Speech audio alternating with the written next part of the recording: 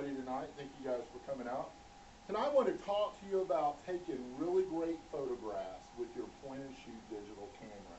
You know, with today's technology, the way the technology has grown over the years, a couple of things I want to talk to you tonight about. First, I want to talk to you about picking out the right digital camera for taking really great photographs. Second, I want to talk to you about some of the techniques and tips to taking better quality, more professional looking photographs. And number three, I want to give you some tips for printing and sharing your photographs with your friends and family. First, let's pick out a really good digital camera and the other equipment needed to be able to take great photographs. First, the megapixel size is very important. Megapixel size means is the file size that the pictures are stored to your camera. The higher the megapixel, the bigger the file size and the bigger prints you're able to print out. If you're taking 5x7s or anything larger, you want a higher megapixel camera. So according to the Hewlett-Packard website, it recommends that you have at least a 5 megapixel camera or higher to be able to do 8x10 to 11x14 photographs. So the larger megapixel size you have, the bigger quality photographs that you're going to be able to get. Next, I want to talk to you about the length of the lens you want to get. You want to at least get a 3x digital zoom for your camera to be able to take long-range, close-up photographs, sports photography, or portraiture. Next, buying the right SIM card size and the right flash for your camera is also very important.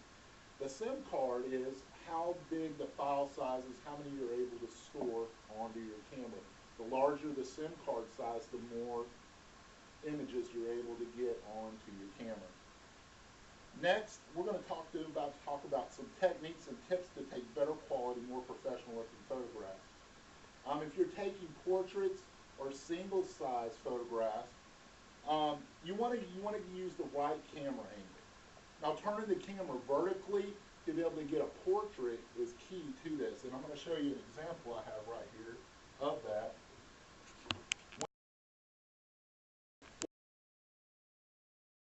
Frame is possible to take really great photographs. If you stand far away, you're going to have a smaller image size, and then you're going to have to blow your picture up bigger to fill the frame. The frame as full as possible. Next, if you're taking pictures of children, get down on their level, get down to their size. That way you're not standing towering over them while taking their photographs. And the next key is framing. You want to fill the frame as full as possible. Next, let's talk about taking group shots. When taking group shots, C. Weston, with his book Digital Photography Tips and Techniques, tells you that when taking a group photograph, you want to try to fill the frame as full as possible. You want to make sure you get everybody in the photograph. If you have taller people, you would want to put them in the back of the photograph with the shorter people up front. Make sure your photograph area is free from clutter. Make sure there's nothing in the background that would be distracting from the photograph.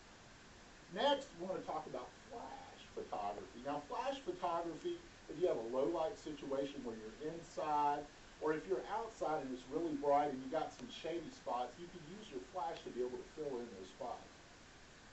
Picking the right lens is also key. If you want to pick the right lens for the right photograph. The longer telephoto lenses for your SLR camera could be used to take up-close and personal photographs. Now, a wide-angle lens would be more suited for taking group photos.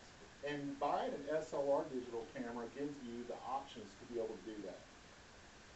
Last, let's talk about sharing and printing your photographs. With today's technology, you can print really great quality photos right at home with your own digital printer. If you have a printer at home, picking a really good printer, you can print out really great looking photographs.